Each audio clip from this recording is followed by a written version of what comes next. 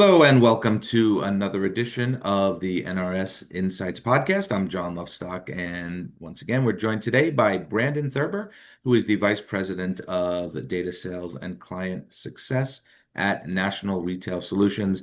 And today we're going to be discussing the NRS Insights Retail Same Store Sales Report for December 2025 and kind of touching up on some year-end numbers. As of December 31st, 2025, the network comprised about 39,000 active terminals, scanning purchases at 33,200 independent retailers, including convenience stores, bodegas, liquor stores, grocers, etc. And so overall, we had some good numbers in December. Same store sales increased about 1.2% compared to the previous month. And overall, for the year, it looks like the numbers reflected an even greater gain of about 4.5% year over year increase from 2024. So all good news. And for the month, it looks, looking at the report, Brandon, cigarettes, prepared cocktails, smokeless tobacco, energy drinks, and rolling papers all stood out as category movers. And while we look ahead to 2026, overall, it seems that the retail outlook, I think every year they say this, there'll be a spending hangover as people start to deal with debt and all the money they overspend on Christmas gifts. But one of the things they'll have to deal with this year is potentially higher prices due to tariffs, which I'm sure that's something you guys will be keeping an eye on in the coming year. So anyway, oh, and one other thing, sorry. I noticed that you, or not you, but that one of the retail trends in the year ahead is predicted to be beauty and personal care items. So I thought that I'd point that out to you because we've talked about this on this podcast. Chains like 7-Eleven have brought these kinds of beauty care and better for you products to market as under proprietary brands. So that's all pretty cool. And I'd like to get your insights on whether we see that in the upcoming year. So I'm done speaking. Brandon, how are you? I'm doing well. How are you? Good, good. So in a thousand words or less, summarize 2025 for us before we jump into the last 30 days. How was it? Sure. 2025 was good. Transactions up slightly, but dollars and units up better than the transactions. So that still means that consumers are more frequently going to independent convenience bodegas, small grocery, buying more, spending more, which is great for the community and the store owners. Okay. So if you could just kind of look back on the year, what singular or maybe a couple of trends stood out? Is it the cigarettes kind of having a little bit of a resurgence? Was it not energy drinks or yeah, energy drinks having such a Energy. strong year? And for me, it's going to be the non-alcoholic beer stuff. I just again, I've said this for a year, I just don't get it, but it had a strong year. Yeah, when we talk about top growing categories, you hit on many of them. Prepared cocktails, by far and away, leads all category growth, and that's pretty cool when you think about the consumer being able to get a cocktail in a can. It Mhm. spans flavor profile, spans spirits breakdown. So the consumer is very flavor forward in that. You touched on energy having a good year, which, if you remember, if we look back the previous, people were starting to question the energy category. Has it cracked? What's the impact? But no, it definitely in 2025 went back to its normal, typical, 8-10% up gains. And beer is a thing. I don't know if it's a midweek kind of substitute, or we've heard the term striping. Right, people will have one regular alcoholic beer, one non-alcoholic beer, and mix it as part of their profile to be social. So yeah, those are all key categories. Yeah, I will keep my opinions to myself on striping. That's great. Now, the last 30 days, obviously we had, it's the busiest time of the year in retail, Thanksgiving leading into Christmas, New Year's.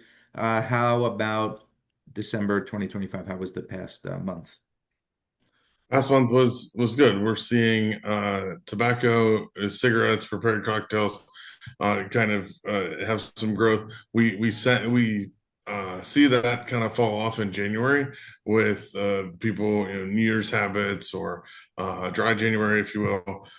So it'll be interesting to track that next month. Hmm. Uh, but there they saw pretty substantial gains. And then chocolate as well had a pretty good not only December but 2025. Very nice. One of I've read these reports all throughout the year, and one category that I did not see, I don't think I saw, you correct me if I'm wrong, please, appear in this month's report was rolling papers. And that stood out for a variety of reasons. Obviously, it's a convenience store staple, bodega staple. But with the rise of dispensaries, it, who's using these products? Are people back to rolling tobacco? Like, and do you track bagged tobacco in convenience stores or bodegas as well? We do track it. It's still one of the smallest of the tobacco categories. Hmm. But it would be interesting to do a purchase association on a rolling paper to see what that looks like. We can maybe revisit that next month. But yeah, I mean, double-digit growth, probably top five growing category in independent convenience. So there's definitely consumers that are buying it. What they're using it or who they are, I'm not entirely, don't have that locked down yet. Sure. But it is interesting to see that there's a resurgence there. If you're buying legal or medical marijuana at a dispensary, you're probably buying these pre-rolls or edibles or something like that. And it's very unlikely that you'd be buying loose, well, I don't know if it's the right term is loose marijuana, like you buy loose tobacco, but you'd be buying marijuana and then going to a convenience store to buy rolling papers. That's the disconnect I'm just trying to make in my head. What is it? So curious. I'll look into that as well on my end, but I'd love to hear what you find out, on your end. Sure. All right. So, in terms now, obviously January is typically a slower month on retail, but when we look ahead, we've got Valentine's Day coming up. So, you mentioned, I'm bringing that up because you mentioned chocolate, so it sounds like that sets up nicely for C-stores and bodegas and the like. Yeah, and I've heard a couple different phenomenons around that. Hmm. One is sugary gummy candy kind of had a moment, 18 months or 2 years ago, but with folks maybe eliminating artificial or dye thing, those sorts of things, then that brings chocolate back into the mix. And then I've also heard with the GLP-1 consumers that a regular soft drink, not diet, or a chocolate, a smaller, single size chocolate or whatever, could potentially be a treat, if you Hmm. will. So kind of going back to the can of Coke, Pepsi, Dr. Pepper, or a single Snickers bar or Reese's cup or something along those lines, in a different way, different use case than maybe would have been 5 years ago. Sure, that's a great point. The on these shots, those uh, sugary snacks like the gummy snacks, you just your body just can't absorb all of that sugar, and you do it once, and I know for this from experience, you may do it once, it tastes great going down. About an hour later, you're like, oof, I'm not doing this again. So Sure. and that's something Susie used to mention. She's always on my mind. Uh, but she used to talk about that was something she tracked, and she was like the skinniest person I knew, by the way. And Yeah. but she really knew a lot about the GLPs and their impact Yeah. on the market. The other thing to think about that has been around and kind of predicted for 2026 are ethnic trends. The Dubai chocolate was everywhere in Yeah, but those sorts of recipes and ingredients and infusions into your everyday categories are supposed to continue to grow in popularity. So that's something that we'll keep an eye on. And then I only know a little bit about this from the data. I'm not a user, but it is incredibly interesting to me that we're seeing the TikTok or the viral sensations infused into bodega, independent convenience, etc. And in two categories that go hand in hand that follow that are coffee and espresso. For that to spike and be up, 20-30% versus the previous year, from my understanding, is purely based on social media and behaviors, which is interesting. Always have a cup of coffee in my hand. Yeah, there. I've heard a couple theories on this as well. Obviously, coffee at retail is getting better and better. Home use in coffee, these machines to brew coffee at home have gotten so much better. The single serve cups, whether you're talking about Keurig or the Nescafe, they've just make it made it easier to get a great cup of coffee at home. And then milk frothers, and people are customizing it and really going crazy with coffee. And we saw this, believe it or not, I don't know if you remember a number of years ago with pizza, artisan pizza, and then the pizza makers for home, and you just saw this, just literally this eruption of pizza everywhere, and it died down a little, but it's still pretty strong. Yeah, definitely. All right, so put on your magic hat again for 2026. What should we keep an eye on? And give me, I'll put you totally on the spot and something I didn't warn you about.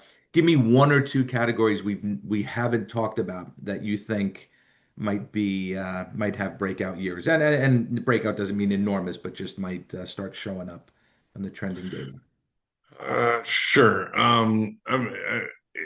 We haven't. This isn't one that we haven't talked about. We haven't talked about yet on this particular podcast. But alternative nicotine continues to be something that Really? is very much worth exploring. New to category as well as consumers switching to that.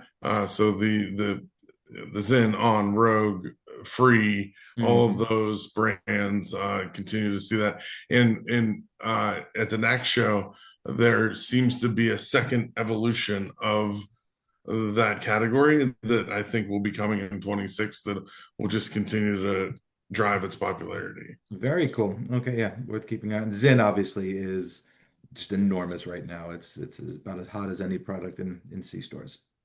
Yeah, and I'm keeping my finger on beer, F&B, cider, seltzer.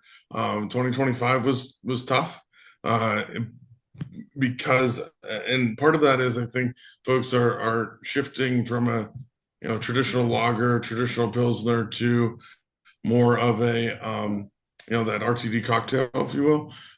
So it'll be interesting how those folks play on the market as well.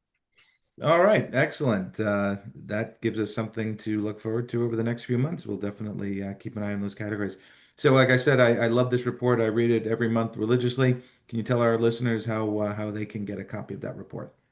Yeah, either the Google alerts for the NRS same store sales report comes out the beginning of every month, or you can go to our parent company, IDT.net, and we post it there on a monthly basis as well.